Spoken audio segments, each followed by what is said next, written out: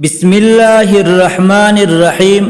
رزق میں برکت جس کے کرنے سے انشاءاللہ آپ کے رزق میں بے پناہ اضافہ ہوگا اور آپ کو تمام پریشانیوں سے نجات مل جائے گی اور آنے والی پریشانیوں سے بھی محفوظ رہیں گے انشاءاللہ تعالی۔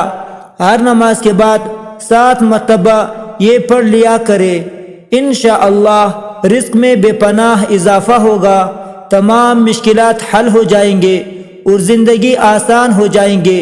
وہ کلمات یہ ہے: یا صمد، یا عزیز، یا مغنی، یا ناصر، یا صمد، یا عزیز، یا مغنی، یا ناصر۔